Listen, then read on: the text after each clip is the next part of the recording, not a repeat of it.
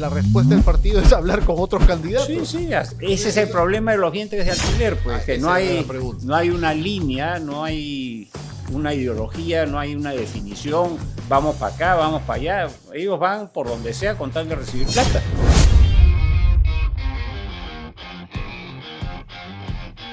Amigos, bienvenidos a una nueva edición del Espejo, su podcast de conversación, de entrevista política, que semana a semana nos revela facetas poco conocidas de nuestros invitados, pero también el contexto político actual, qué nos espera de cara a las elecciones o cómo se están preparando las fuerzas políticas para lo que será la elección del próximo año. Nuestro invitado hoy es un viejo conocedor de la tabla, es un deportista, es un tablista, tiene que sortear las movidas, siempre movidas aguas de la política peruana, pero también es un personaje que van a reconocer de inmediato porque tuvo a su cargo la organización de un evento deportivo muy trascendente en el Perú y ahora como presidente del Partido Popular Cristiano, Carlos Neuhaus Tudela, que nos acompaña el día de hoy. Carlos, bienvenido al Espejo. Gracias, Pedro. Feliz de estar contigo. Qué bueno. Con Carlos Neuhaus, además, se abre la posibilidad de hablar de la política y los partidos políticos que tienen muchos años en el espectro nacional y que no están sometidos a los vaivenes de un cacique, de un líder momentáneo o de la publicidad meramente, sino de una formación política que a él le viene de familia. Carlos, ¿en qué está el PPC hoy? Mira, a diferencia de los partidos que tienen dueño o vientres de alquiler, o qué sé yo, que se formaron así, a ver si nos liga, ¿no? El PPC, como el APRA, por ejemplo, Acción Popular también, con todos sus problemas, son partidos que ya, digamos, los fundadores ya no están presentes, pero han sobrevivido en el tiempo, ¿no? Porque tienen una ideología, tienen una base, tienen gente, tienen la capacidad también de convocar profesionales de buen nivel y estamos en esos. Lo que no tenemos es presupuestos grandes, ¿no? O sea que, ¿No? pero eso, bueno, se soluciona con redes sociales, con salir, sacar... No, hoy en día existe en este mundo digital, además, muchas posibilidades de llegar a un público amplio, masivo, con ideas y propuestas. Lo hacemos de alguna forma aquí también en el Espejo, sin ninguna duda, pero que además hemos tenido invitados de distintos partidos políticos. Ahora, bien lo dice nuestro invitado, ¿no? El PPC es un partido, una vieja escuela política, en el mejor de los sentidos, un partido que, a diferencia de otros que tienen dueño o que son vientres de alquiler, como ha señalado, pues tienen un expertise en la vida política peruana, pero también han pasado por momentos críticos, como tratar de recuperar la inscripción que perdieron el año 21. El año 21 no pasaron la valla, no tuvieron representación en el Congreso, que ya venía de atrás un poco el problema, han perdido su inscripción y ahora la han recuperado. Claro, lo que pasó en el año 21 llama mucho la atención porque se bajaron casi toda la lista del Jurado Nacional de Elecciones, se bajó prácticamente toda la lista de congresistas de Lima. Le inventaron cualquier cantidad de situaciones y bueno, quedamos pues como yendo a la pelea pues con un brazo atrás, ¿no? Y tuvimos que recurrir al Tribunal Constitucional y nos dijeron, oye, los han bajado mal, ¿no? El Jurado Nacional de Elecciones se ha equivocado, no ha hecho lo correcto, ustedes tenían la razón. Pero ya era demasiado tarde. Ya pasó el toro, como se dice, o el tren. Pero recordando para quienes nos ven, Alberto Bengolea fue el candidato presidencial el año 2021. La performance del PPC fue mala, quedaron, digamos, en el puesto 11 con 1.99% de los votos. Esto es lapidario para cualquier partido, pero le pasó al PPC. ¿Cómo se recuperaron? ¿Cómo ha costado recuperarse de eso? Bueno,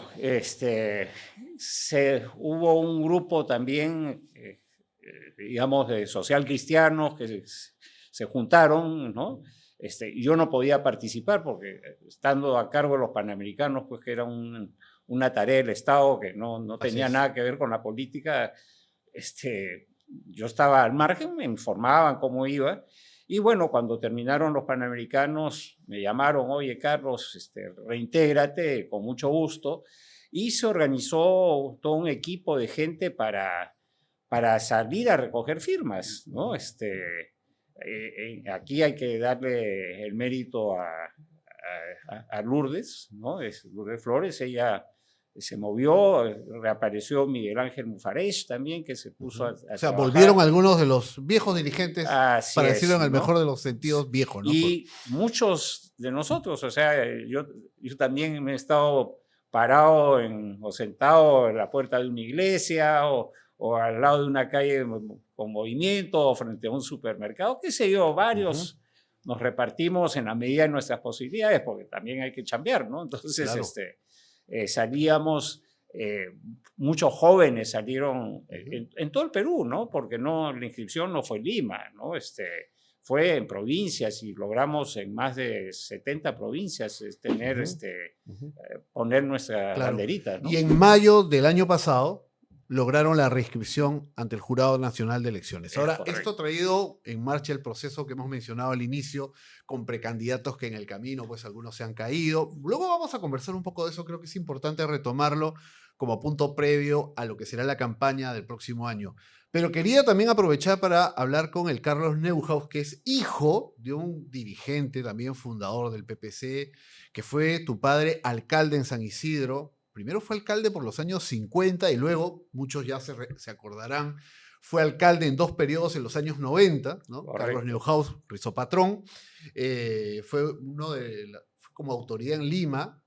En los años 50 creó lo que luego se llamó el serenazgo y en los 90 retomó la idea del serenazgo que hoy en día es común a todos los distritos del Perú, o casi todos, ¿no? Entonces, tu familia está vinculada al quehacer político desde hace varias décadas. Tú militas en el PPC 40 años prácticamente. Sí, yo ¿no? regresé a estudiar fuera en el año 77, por ahí, y cuando fue lo de la constituyente, le dije a mi padre, oye, quiero ver cómo puedo ayudar, ¿no? Entonces me puso en contacto con don Ernesto Alaiza, claro, ¿no? Y luego con Felipe Sebrecos. Y bueno, ahí empecé a trabajar en temas de figuras plan de históricas gobierno, de un partido, ¿no? al que hemos conocido durante varias décadas. Ahora, y quisiera, claro, no, gracias por mencionar a mi padre, porque mi padre fue creador de serenazgo. Él me contaba pues que en el año 58 él estaba en la municipalidad. Y en los 50, sí, le llamaban algo así como la patrulla municipal. Sí, una cosa así, unos patrulleros verdes también había yo de chico. Y secuestraron a un chico, ¿no? Él escuchó todo este ruido, bajó y vio, ¿no? Y dijo, pero en esa época pues siempre la policía faltaba, ¿no? Entonces dijo, bueno, acá se acordaba, él era historiador, mi padre. Claro, abogado de historiador, así ¿no? Y lo que hizo, rescató la figura del sereno, ¿no? El Viva el Perú y Sereno, claro, ¿no? Que todavía funcionaba en España. Los albores de la República. Y funcionaba todavía en España, ¿no? Los serenos que cuidaban las cuadras y los edificios viejos pues tenían todas las llaves y abrían a la gente que llegaba tarde, ¿no? Y dijo, bueno, vamos a rescatar esta figura que apoyo a la policía, o sea, ellos no era para capturar, ellos eran más que nada para retener. Incluso lo que hacían, iban con un policía en una camioneta, donde sea, o andaban juntos, el sereno ayudaba y el policía capturaba, ¿no? Y esto funcionó en los 50s y después vinieron los siguientes alcaldes y ya no continuaron con esa práctica. Y cuando él regresó, ya habiendo sido elegido, porque en esa época era a dedo. En los 50 era designado, así es. En los 90 ya fue elección. Y a él, pues, también una anécdota, cuando un día declaró, que tenía 31, una cosa así, declaró pues que los alcaldes deberían ser elegidos por el pueblo. Dice que Manuel Prado se estaba afeitando y Flori Málaga, su esposa, ¿no? Le dijo, mira lo que está diciendo Carlitos Neuhaus. Y este muchacho el miércoles lo destituyó. Lo destituyó de alcalde la primera vez, pero luego volvió con el voto popular en los 90. Llegó con el voto popular en los 90, rescató la figura del serenazgo, el decreto supremo serenazgo no había sido derogado. Y esto fue, los alcaldes iniciaron pues en la época de los 90, que todavía estaba Alan García I en funciones, ¿no? Ajá, despidiéndose ya. Y me acuerdo, él me contó, pues, me dijo, mira, anoche hemos tenido un problema, han capturado a los serenos, están en la comisaría en San Isidro, creo que por la avenida Arequipa, y porque, ¿y qué pasaba? Me dijo, no, el encargado es el coronel retirado que manejaba esto, parece pues que capturaron unas chicas y chicos vestidos de chicas. Ajá. Eso estamos hablando de los primeros meses de los años 90. Okay, exacto, año 90. ¿no?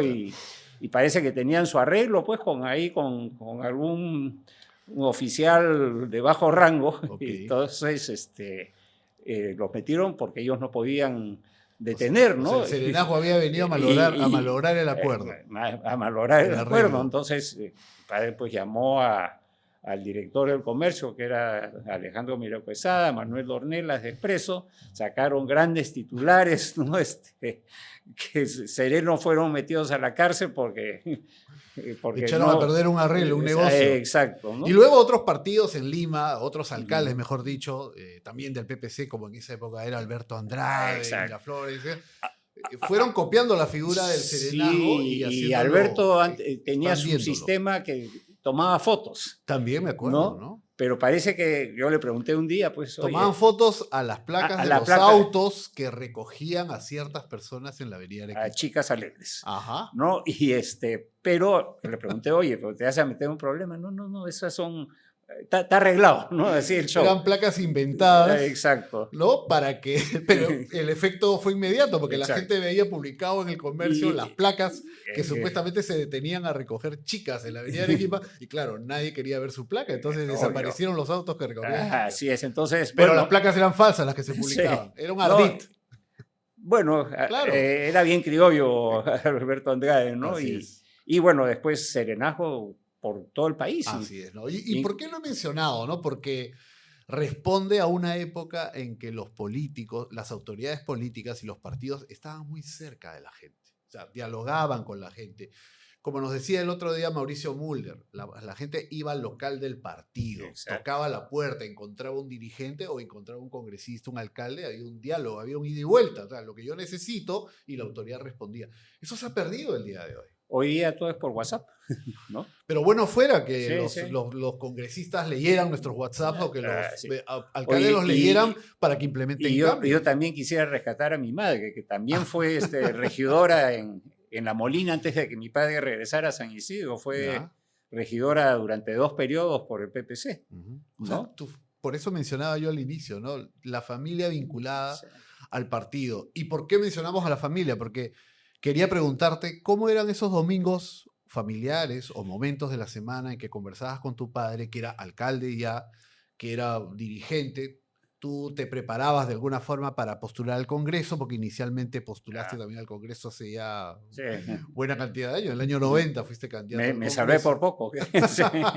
No ingresaste. Porque a los 2 años lo cerraron. No ingresaste en la lista del Fredemo, pero estuviste en esa campaña. Lo recuerdo yo, un jovencísimo. Estuve en los semifinalistas ahí, nos disputábamos ahí. ¿Cómo era vivir la política en la mesa con la familia? Mira, mi padre, contaba poco, había temas que eran de la mesa, ¿no? Pero él en la casa era temas libres, más bien mi madre era la guerrida. Era la que estaba metida en los temas políticos y esto y el otro, así. Interesante. Sí.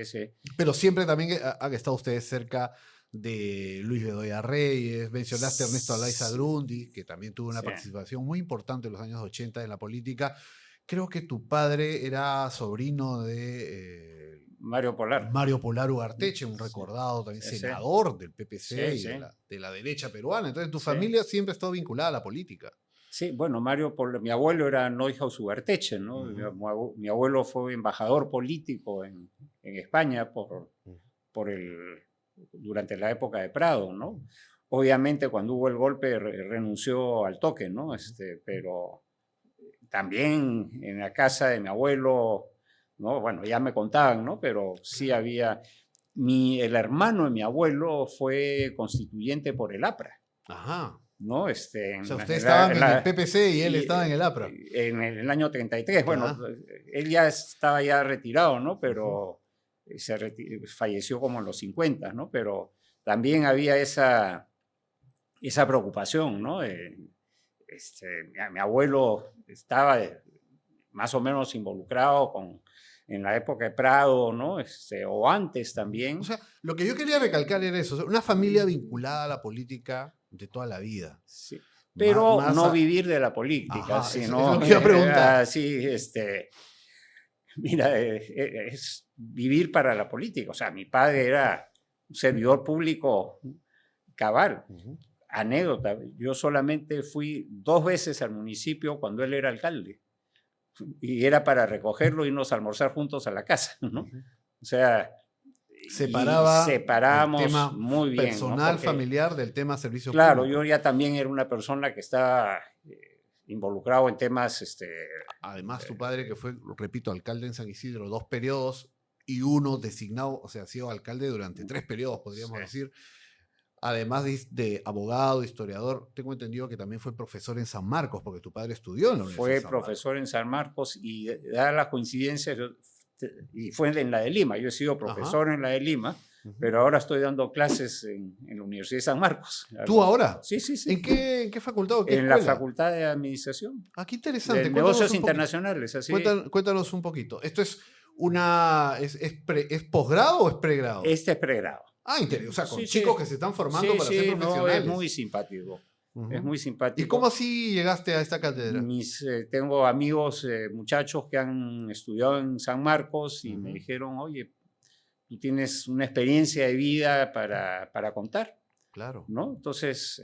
tanto en el campo privado como en el campo público, porque presidir el comité organizador de estos Panamericanos y Panamericanos de 2019... no era poca cosa. Y además no era simplemente decir que se haga esta obra o que se llame a tal persona, sino que hay que gestionar el funcionamiento de un organismo vivo que es casi una mega empresa. Había que cumplir con un compromiso de Estado. Claro. Y que no era solamente los días de competencia deportiva, sino que esto se preparó durante mucho tiempo, ¿no? A mí me lo dieron con 2 años, 10 meses, ¿no? Y lo primero que hice era ver cómo puedo reducir esto para poder llegar a tiempo. O sea, la vía panamericana de 29 edificios la redujimos a 7. De 3 polideportivos me volé 1. Querían hacer una cancha de remo en el Callao y pregunté cuánto costaba, nadie me decía. Pregunté a un experto, me dijo $100 millones. ¿Cuántos remeros hay en el Perú? 80. Y yo dije, mis números... me van a matar mis amigos del remo, pero nos fuimos a la laguna de Huacho, ¿no? Que no tiene la profundidad, muy fácil. La laguna desaguaba al mar, se ponía una tapa, subía el nivel y donde rebalsaba pusimos sacos de arena y cumplió con los estándares, 0 impacto ecológico. Soluciones efectivas, soluciones prácticas y ahorro para el erario. Nosotros, el plan maestro era $5.000 millones más IGB. Qué bárbaro, yo empecé a cortarlo. A mochar. ¿No? Oye, un polideportivo menos, sin cancha de remo. O sea, buscando eficiencias, ¿no? Claro, y el convenio con los británicos, que fue muy bueno porque pudimos sacarle rapidez también, ¿no? Y bueno, en esto nos habremos ahorrado, bueno, me bajaron a 4.300 con IGB. Ok. El ministro de... O sea, ya vino mochado la partida. Sí, ya. Y terminamos haciéndolo en 3.800 con IGB. Bueno, un ahorro, entre comillas, de 500 millones. Al final siempre es más o menos. Poquito menos, pero importante. Pero con lo que sobró se pudieron hacer pistas en Villa María del Triunfo, en fin. O sea, en el Perú sí se puede gestionar y se puede gastar con honestidad, pero hay que saber a quién se pone a cargo de cada emprendimiento. Y también armar equipo, porque yo no tenía la varita mágica para resolver todo, ¿no? Entonces, poco a poco fuimos formando equipo. Un día, al principio, mi amigo me dice... oye, aquí caras vemos, por razones no conocemos. Claro. Y empezamos a averiguar. Teníamos gente con choque y fuga, violencia familiar, no pago de pensiones a la familia, cheques sin fondos, bien representativo, hallazgos de Contraloría. Nos enteramos que a uno le habían pagado luna de miel en París. En las Navidades entraban los triciclos así con los canastones navideños, entonces decían, a ver, ¿a dónde van? Y bueno, pobrecitos esos que recibieron su canastón fuera también, ¿no? También estaba prohibido tomar contacto porque todas las licitaciones eran a través de una plataforma virtual. Ajá, claro. Y una vez que... Por transparencia. Así es, o sea, los contactos antes de la licitación, pero cuando se lanzaba la licitación, cero contacto. Entonces, hubieron lamentablemente algunas personas que cruzaron la línea, ¿no? Que tuvieron reuniones, correos, etcétera. Chao, ¿no? Oye, pero no he hecho nada. No sé, pero eso no ya cruzaste la línea, claro. pues. Y además, esto tenía que ser ejemplo para los demás. Los viáticos de viaje, ¿no? Lo consideraban pues como si fuera parte de tu sueldo, ¿no? O sea... Eso es un gran defecto en todo el Estado. Sí, sí. Hay que ir a Punta del Este, a una asamblea que ¿no? Ya eso corresponde $2.000. Bueno, resulta pues que les pagaban Pan Am Sports, que era la organización panamericana, pagaba el alojamiento, había desayuno, y almuerzo o cena, ¿no? Y la movilidad te recogían, te llevaban, entonces, oye, devuelve pues. Claro, esos viáticos eran excesivos, así innecesarios. O sea, eran reales en la medida que tú tenías que ir, contratar el hotel, ¿no? Pagarte, pero... Y como toda empresa privada, tú sales, rendición de cuentas, un más o menos 10% que de repente no puedes sustentar, pero los gastos gruesos pues están en los hoteles, etcétera, y así es. Pero, eso que mencionas es algo que hemos perdido totalmente en el Perú, en el Estado, ¿no? En general, el manejo del Estado hoy en día, entre la frivolidad que vemos y el asumir desde el funcionario que el dinero público es dinero suyo. Si uno ve lo que ocurre en el Congreso, es realmente vergonzoso. Oye, almorzar, no íbamos a almorzar ni invitados ni invitábamos. O sea, si alguien quería reunirse con nosotros en las oficinas, nosotros también un pequeño equipo, no toda la gente, porque me acuerdo de ir a ministerios y te ponían 10 personas al frente, ¿no? Paralizado todo, ¿no? O sea, con 1 o 2 basta, ¿no? Pero siempre, y si querías ir a almorzar, ibas pues con tus amigos del trabajo, ¿no? Claro. Pero detalles así que son, o sea, marcan una pauta y de ahí para abajo todo se alinea, ¿no? ¿Y por qué cuesta trasladar estos usos, este estándar, digamos, que es usual en la empresa privada, pero que también, por ejemplo, en un emprendimiento como fue la organización de los Panamericanos se pudo hacer? ¿Por qué no se puede trasladar esa exigencia al manejo público? Porque muchas veces las cabezas son parte del problema. O sea, si ven, yo iba con mi auto a la oficina y de ahí salía, si había que ir a obra, iba en la pick-up del proyecto, o sea, pero me movía básicamente porque me gustaba mi independencia y quería ir a almorzar con mis padres, iba, ¿no? Pero eso pues, ya muchos, oye, te dan un auto negro así, todo, ¿no? Pomposo, tú te sientas atrás, lees tu periódico, espera que se baje el chofer para que te abra la puerta, ¿no? Yo me acuerdo cuando incluso amigos, colegas tuyos, a veces salían, decían, oye, no se llega, ¿no? Y las llamaba o los llamaba, oye, vente, te llevo a ver. Que no tenían facilidades para llegar a la No, a las que obras. hablaban, pues, le decían, tienes que decir esto, ¿no? Entonces los llevaba, les mostraba cómo era la obra, qué se está haciendo, y véanlo, ¿no? Claro. Bueno, hay otra anécdota también, digamos, de repente en las páginas, en las redes sociales no aparecían las fotos, ¿no? De lo que estábamos avanzando. Y llamo pues al encargado de redes y le digo, oye, pero ¿por qué no publicas? No, es que las obras son grises, son feas. Cemento, Sí, ladrillo. cemento. Ajá, Oye, tierra. aquí lo que interesa es que vean que está creciendo, ya después la foto será bonita, ¿no? Lógico. No, pero ya nunca más vi al Patita, ¿no? Porque, Ajá. pero teníamos pues que informar, ¿no? No, y que se vea. Además, la gente apoya el gasto del Estado en la medida que ve que eso va a cambiar su vida, su día a día, que va a haber un resultado, ¿no? Y teníamos pues los congresistas aparecían en las obras, ¿no? Ah, inspección. Inspección, ¿no? Bueno,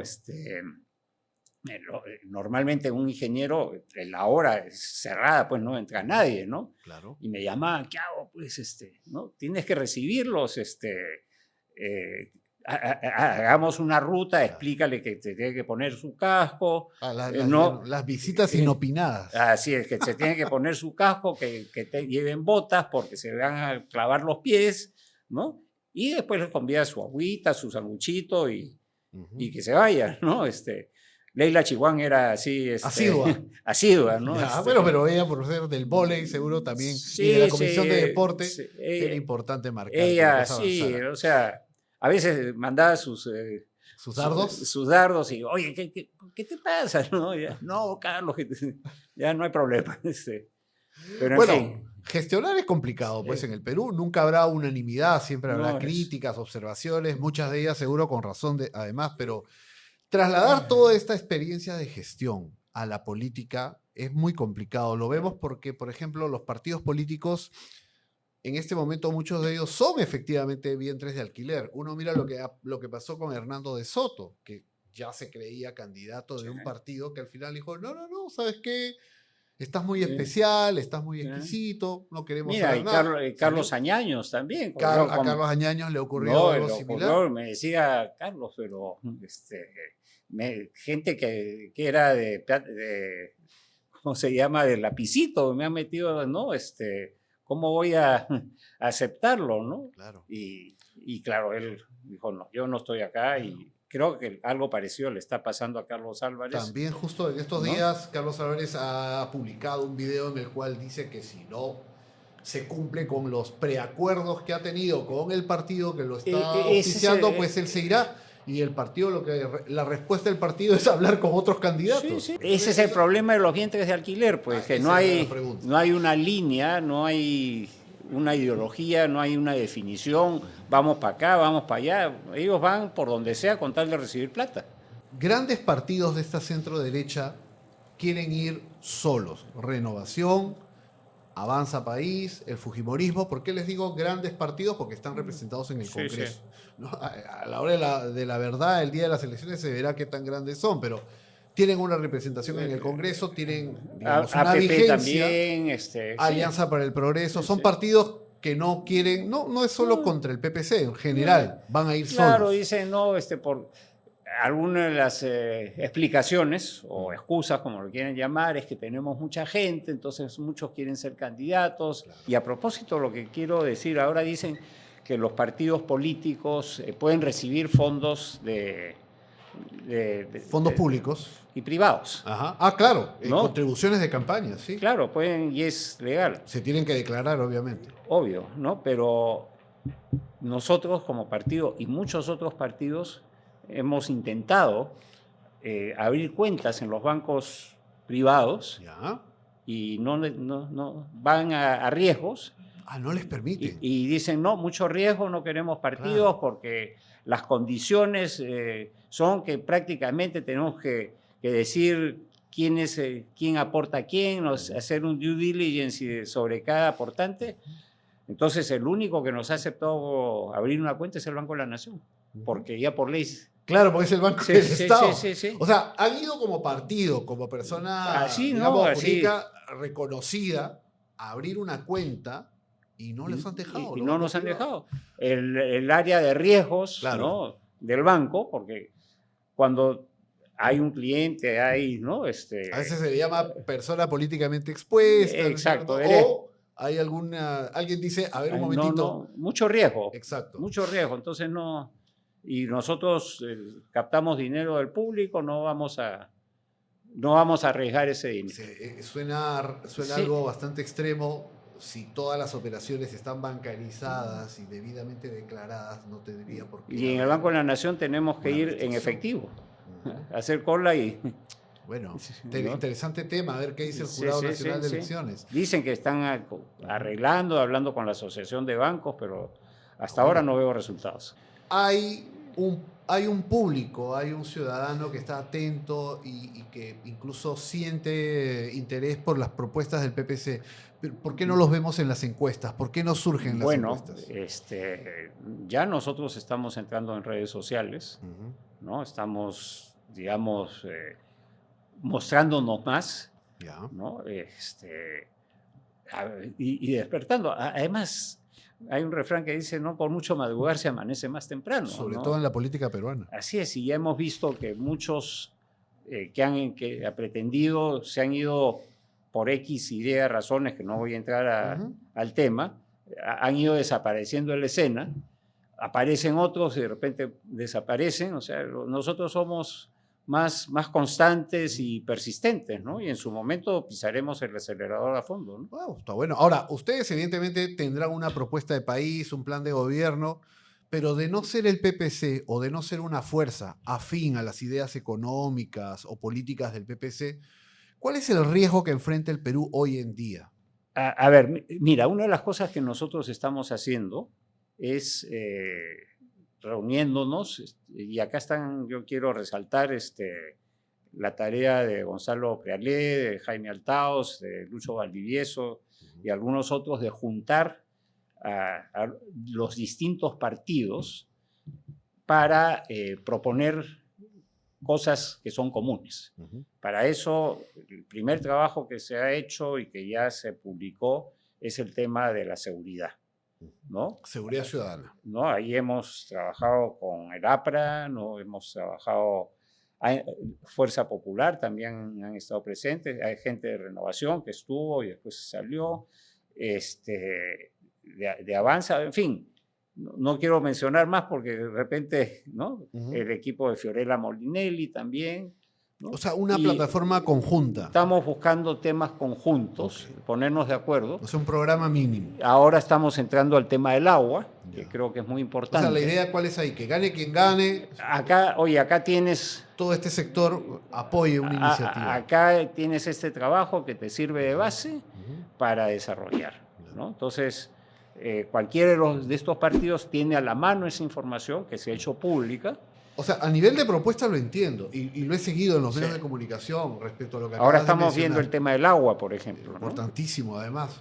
Pero yo me Y refería. ya a nivel político. Exacto. Sí. ¿A qué riesgos nos enfrentamos? O sea, si Bueno. no gana una fuerza desde la centro derecha, viene otra fuerza de izquierda, pero ¿con qué planteamientos? ¿Cuáles son los riesgos que tiene el peruano en Bueno. cuanto a crecimiento económico, inseguridad? Con Castillo se logró, por ejemplo, salvar el Banco Central, ¿no? Alguien lo convenció a Castillo que mantener a Julio Velarde era importante. Y eso generó un mensaje así a la gente, bueno, mientras la inflación no se dispare, el tipo de cambio no se dispare, tenemos ahí una garantía, ¿no? Obviamente han habido una serie de otros problemas, ¿no? Por supuesto. Pero eso es lo que quisiéramos evitar, el caos, ¿no?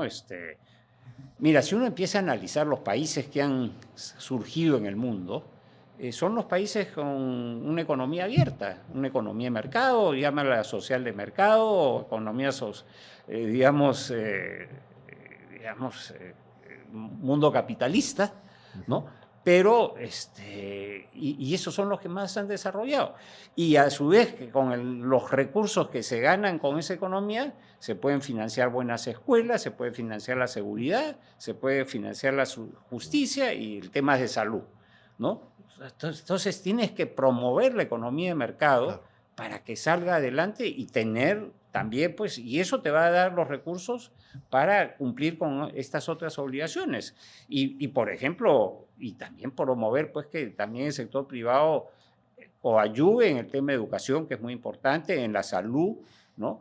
Pero que ya, digamos, al haber más recursos, uno puede entrar a sitios donde uno llega, pues, y a las justas hay una postita médica, ¿no? Chivay, que es o en el mismo Urubamba. Yo estoy de alguna manera relacionado con Vidahuasi, ¿no? Que han venido médicos del exterior, es una ciudad hospitalaria para niños, pero cuando ellos salen a ver en el Urubamba cómo está la situación de postas médicas, etcétera, se encuentra pues me decía un médico peruano que vive en Estados Unidos y me decía, es patético, ¿no? Con todo el turismo que se mueve en esta zona, es imposible, o sea, increíble ver que la posta médica está totalmente subequipada. De un lado el turismo, que genera impuestos, Exacto. Directamente allí el Estado recauda, pero también el canon que se paga en toda esa Exacto. zona, el canon que se recibe por el gas y por Exacto. otros recursos, del cual los municipios y gobiernos regionales reciben anualmente millones de soles que están guardados, que no se gastan por incapacidad de gestión. Y el monumento al sombrero y la plaza de armas de tal pueblo que no... O lo que estamos viendo en Ayacucho, que el gobernador Oscorima, el Guayqui, amigo de la presidenta, prefiere gastarse 100 millones de soles en un estadio y los techos de las escuelas en Ayacucho se caen, sí. ¿no? Pero además la presidenta va y le firma y le da los millones para el estadio. Claro, va a haber los bolivarianos, pero... En vez de decirle, señor gobernador, primero vemos las escuelas, después vemos los estadios, ¿no? ¿De qué estamos hablando? Hace un instante decías que lo que se necesita es que la economía continúe creciendo, que haya libertad económica para poder atender todo este déficit en salud, en educación, en carreteras. Pero el gran problema, Carlos, está en que millones de peruanos creen que a pesar de ese crecimiento que ellos ven en el papel o solo en Lima, y a pesar de esos ingresos, ellos nunca van a recibir beneficios a través de mejor educación, mejor salud, mejor infraestructura. ¿Qué le decimos a esos peruanos? Es que realmente voten bien, ¿no? Mira, de Fujimori pueden decir varias cosas, pero hizo escuelas, hizo postas médicas, hizo carreteras, etcétera, ¿no? Entonces, digamos, abrió la economía, ¿no? Después hizo algunas otras que eran barbaridades, Por supuesto. ¿no? Pero si eso es, y la gente ve que las obras llegan y que su presidente está presente, y que en caso, claro, ahí la presidencia tenía un mando importante sobre los temas regionales. Claro, ¿no? una presidencia muy fuerte. Además. Pero acá, si los regionales no funcionan, pues tendrá que entrar pues una especie de comando para hacer que las cosas funcionen, ¿no? Y que se hagan las cosas. Un comando de gestión. Un comando de gestión. Claro, porque hay gente que puede de pronto escuchar y de un comando que van a tomar la región, no. Bueno, yo pertenecí al comando vacuna también. Por supuesto, lo sabemos, pero es pero importante aclarar. No se trata de no. sacar a los gobernadores de sus puestos, sino gestionar con ellos. La gran mayoría de alcaldes en todo el Perú no gasta ni el 30% del presupuesto de este año. O sea, estamos ya a mitad de año y no han gastado ni el 30%. Y lo que han gastado mayormente es en sueldos y gasto corriente, no en obras, que es lo que necesita y reclama la gente. Exacto, ¿no? Y ahí lo que hay que hacer, incluso, claro, tienen, digamos, personal de muy bajo nivel o qué ingeniero bueno vas a conseguir por 3.000 soles, ¿no? Tienes que buscarte a alguien de mayor nivel, bueno, que venga de donde venga, que sea este comando, pues, de gestión para sacar las obras. Ya no se trata de destrabar, sino de gestionar. Exacto. Antes era para destrabar, pero en algún momento se destrabó, es decir, se redujo la burocracia y sin embargo continuábamos con obras embalsadas. Sí. Bueno, hoy día, gracias a los panamericanos, se ha mejorado la ley de contratación del Estado, ¿no? Para este tipo de contratos colaborativos, etcétera, pero falta pulirlos para que sean más ágiles, ¿no? Y claro, si hay provincias, hay lugares donde no hay el talento necesario, tendrá que haber alguien que haga los expedientes técnicos. Hay que llevar ese talento. Muchas personas pasan por alto o no son conscientes que el gran problema con las obras públicas en el Perú no es que falte dinero, el dinero está, muchas veces está el financiamiento, lo revisa el MEF, lo revisa también, tenías antes un SNIP que era mucho más activo, está la Contraloría, pero el gran problema se da al momento de elaborar los expedientes técnicos. Exacto. Cuando el expediente técnico está mal elaborado, luego vienen los cambios, las adendas, la corrupción, el engaño, las obras que nunca acaban. Eso es lo que nos iba a pasar a nosotros con los Panamericanos, ¿no? Pero felizmente tuve el acuerdo gobierno a gobierno que pudimos revisar los expedientes técnicos e incluso en la propuesta de los postores había la posibilidad que ellos mejoren la propuesta, ¿no? Y en muchos casos eso funcionó y permitió pues que se avanzara con suma rapidez. Pero ya que estamos hablando del tema de la economía, el tema de la infraestructura y las concesiones, que son un elemento muy importante. Cuando yo crecí, y bueno, tú ya tenías un recorrido profesional, imagino, importante también en los años 80, el Estado manejaba muchas cosas en el Perú y las manejaba muy mal, ¿no? Y los aeropuertos es algo que hasta el día de hoy, por ejemplo, todavía hay una parte que los maneja el Estado y los maneja muy mal. Si no, vayan ustedes acá nomás al Cusco para que vean todos los problemas que se tiene, o vayan a Jaén, los problemas que ha habido hasta hace poco. O Jauja. Jauja, perdona. Vamos a dejar a Jaén un momento. Jauja, me he equivocado ahí, lo he dicho mal. Jauja, que tiene un gran problema en este momento. Pero en este momento también se discute mucho acerca del nuevo aeropuerto Jorge Chávez, ¿no? Y ahí hay una concesión que sí es alemana, pero entonces mucha gente dice, ya ven, lo privado no camina bien, las concesiones tienen problemas. ¿Qué se puede analizar ahí? ¿Qué se puede decir? Al principio era un caos, ¿no? No sabíamos por dónde ir. Ha mejorado ir. mucho a estas alturas, sin duda, pero ¿y el problema del acceso? La entrada, la salida del aeropuerto. Pero eso estaba cantado desde que mucha gente que quiere llegar caminando. Yo sé que es lejísimo, pero están acostumbrados pues, a llegar o salir caminando y ahora no puede. Mira, disculpa que reitere con el tema. A mí me dijeron que el puente Santa Rosa, la conexión de la avenida y el puente Santa Rosa, iban a estar listos para los Panamericanos. ¿Ah, sí? Y que lo iba a hacer el Ministerio de Transportes y Comunicaciones. En el año 2019. Exacto. Y que lo iba a hacer el MTC. Exacto. Y no pasó nada de esto. No pasó nada. Increíble. No pasó nada. O sea, y yo preguntaba cada cierto tiempo, oye, ¿y el puente? No, lo que pasa es que los tirantes del puente son un poquito altos y que el cono de vuelo de los aviones podría chocar, ¿no? Que un poquito alto, que 1 metro, una cosa así. Y vayan a hacer otra vez el expediente, ¿no? Entonces, esas idas y vueltas... Pero es un tema de ingeniería, es un tema de incapacidad humana. Es el combo, pues un poco de todo, ¿no? Tienes incapacidad humana, tienes... le dieron seguramente a un ingeniero que no estaba preparado, se olvidaron, no le pusieron prioridad, ¿no? Y un día me acuerdo que me llamó un viceministro y me dijo, oye, ¿tienes contacto con la gente pues del Grupo Romero? Porque ellos iban a ceder y han cedido el paso, ¿no? Yo le decía, oye, pero eso ya no estaba resuelto, ¿no? No. Y ya, pasaba el tiempo y nada se arreglaba. No, salían de un problema, entraban al otro, o sea, las cosas hay que priorizarlas Pero es que esto le sirve a mucha gente del laboratorio para entonces decir las cosas no son como nos dicen, que el Estado tiene la solución y que el privado lo va a resolver.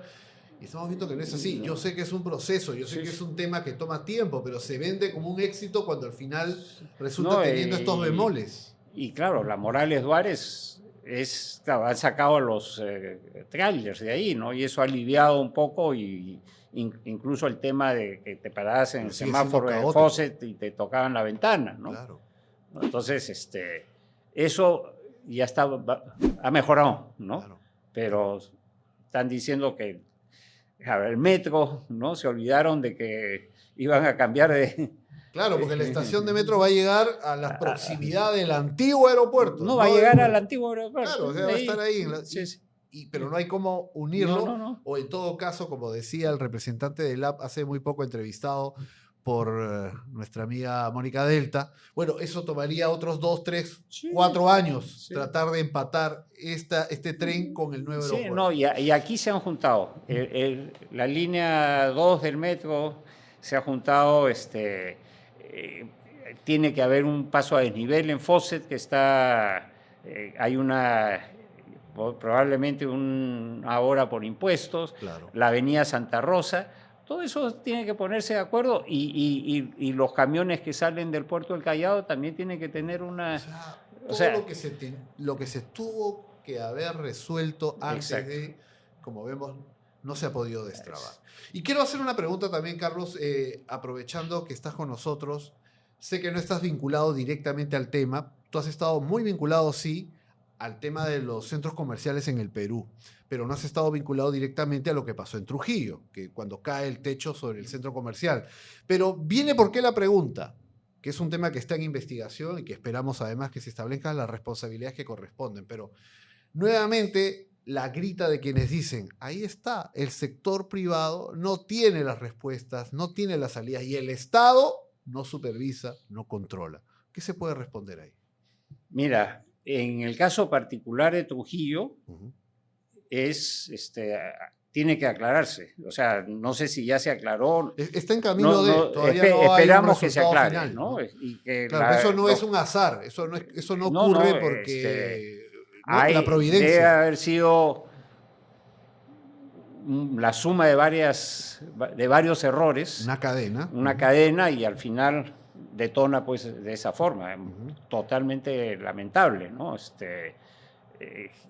Yo creo que ahí también de los municipios van a inspeccionar. O sea, cuando uno tiene que entregar la obra, va el municipio, chequea con los planos si se ha cumplido, que los pernos, que todo sea de acuerdo al expediente técnico.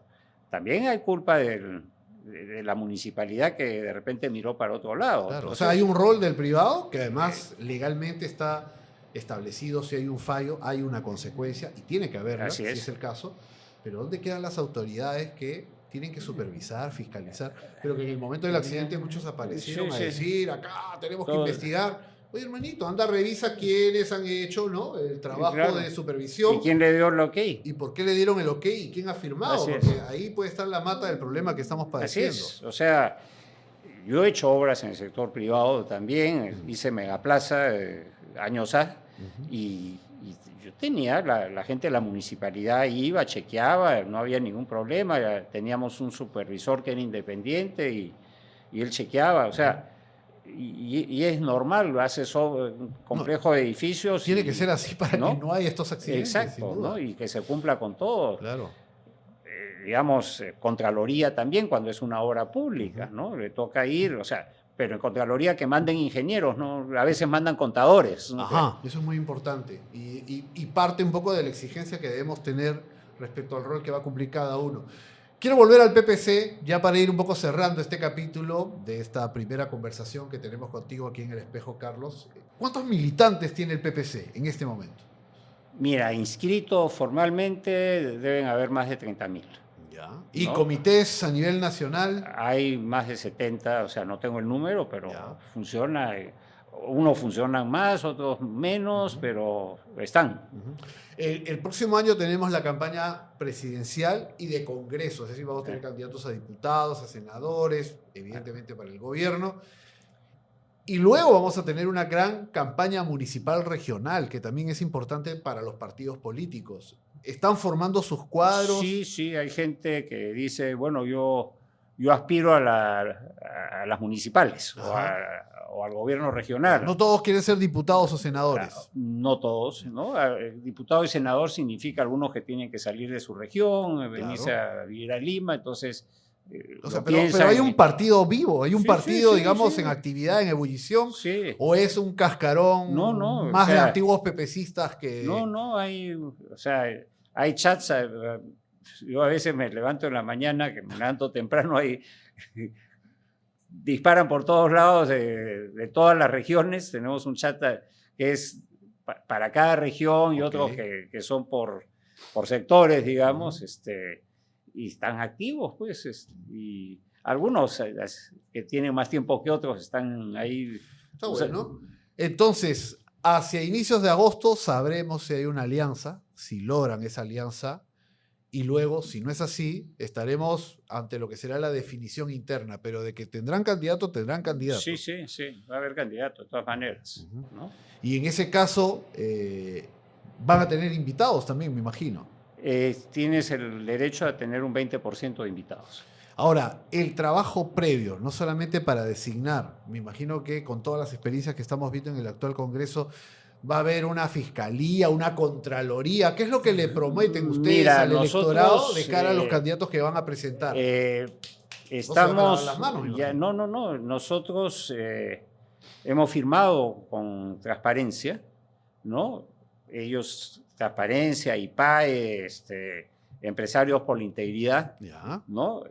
Han hecho un modelo para, digamos, ayudar a los que quieren lanzarse de candidatos a saber si tienen algún proceso, algún chicharrón, ¿no? Ya. O sea, Es decir, como una hoja. sí, tienes que llenar una hoja Ya. y O sea, si no puedes llenar algún capítulo es por algo. Es si mejor no llenas- no te presentes. Claro, porque ellos dicen, si no, nosotros a partir de enero vamos a salir con la información que disponemos. Claro. Entonces tú tienes que poner tu información, ¿no? Si tienes, mira, desde un accidente de auto, ¿no? Uh-huh. O sea, tienes que investigar en tu pasado y bueno, ellos también te van a ayudar con su sistema a poder... O sea que ustedes van a instalar una contraloría partidaria. Exacto. Para ¿no? definir a sus candidatos. No, y que no se nos...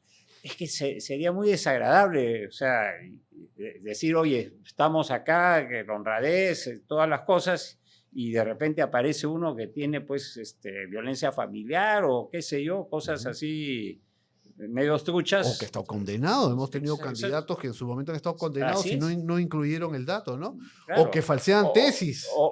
O tesis que desaparecen con la lluvia. Sus tesis las tesis tuyas están debidamente consignadas. Sí, ¿no? Además yo, o se las ha llevado el niño.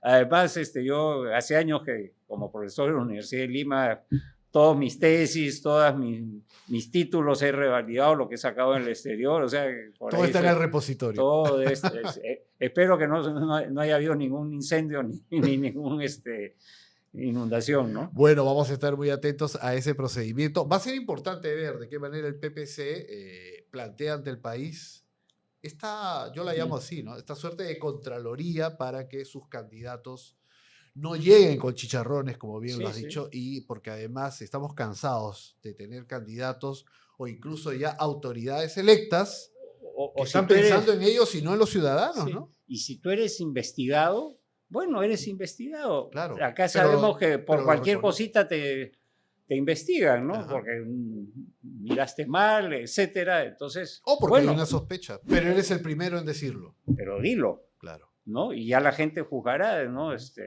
Sí, oye, acá es cierto o no es cierto, tienes razón o no tienes razón. ¿Lourdes Flores Nano será candidata al Senado? No creo. Ella ha dicho que no quiere participar. Ella, su labor, ahora es la personera legal del partido, se encarga pues de los pequeños, grandes detalles que... Ajá. Está con el sello en la mano, pero no quiere ser candidata. No quiere ser candidata, ella está ayudando, está colaborando, participa en las conversaciones. Tengo derecho a preguntar, oye, ¿cómo van? Etcétera, es mi opinión, ¿no? O sea, tomen en cuenta esto, pero... Pero Lourdes es la que está viendo el tema Lourdes, de las hay un pequeño equipo ahí que está bien. Bueno, Carlos, interesante lo que hemos conversado hasta aquí, pero yo creo que va a estar más interesante que veamos a Carlos Neuhaus ante el espejo. Así que nos vamos para el espejo. Bien, lo anunciado. Les dijimos que íbamos a poner a Carlos Neuhaus ante el espejo. Ahora, viendo el espejo, ¿cómo se ve a sí mismo Carlos Neuhaus? Bueno, ahí me veo listo para salir adelante. Obviamente ya no soy el chiquillo de los 20 años, pero tengo la suerte de poder seguir haciendo mi deporte, que es la tabla, que me encanta. Ya. ¿No? Obviamente tengo que esperar a que se termine de asentar bien la rodilla. Eso. Y listo, y trabajar. O sea, yo no paro, o sea, yo soy un poco hiperactivo. Y cuando Carlos Neuhaus se ve en el espejo, ¿no ve algo de un actor de Hollywood que ha sido nominado al Oscar, que los más chicos lo conocen como Linterna Verde. ¿No ven algo de ese actor? Te cuento una anécdota al respecto. Willem Dafoe, ¿no? Sí, sí. Estuve en el Cusco hace 3, 4 años con mi familia. En el Cusco. En el Cusco. Ya. Y uno de los mozos del restaurante que habíamos ido a almorzar se me acerca Ajá. y me pide un autógrafo, pero era por los panamericanos. Ah, ya, ok. El chico, oye, mira, el gol lo he visto. Claro. Y claro que le firmé, ¿cómo te llamas? Ahí, ¿no? Ya. Y había unos gringos, y mi esposa y con mis hijos estaban un poco atrás, me preguntaban si era Willem Dafoe, ¿no? O sea, los gringos eran los que estaban en la Sí, duda. sí, sí. Muy bien. ¿No? Bueno, puede servir para la campaña también, quién sabe. Ahí No sé. en el platillo, porque también utiliza una suerte de tabla, pero voladora. Sí. Así que el duende Bueno, verde se mueve en una tabla. Bueno, el verde es del PPC, pues el Ahí color está. verde. Bueno, quién sabe, te vamos a ver entonces con la indumentaria de duende verde en campaña. ¿Por qué no? Vamos a verlo. Vamos a ver. Muchísimas gracias. Muchas gracias, Oye, Carlos. Pedro, Narváez. gracias. Y con el espejo ya lo saben. Hasta la próxima semana.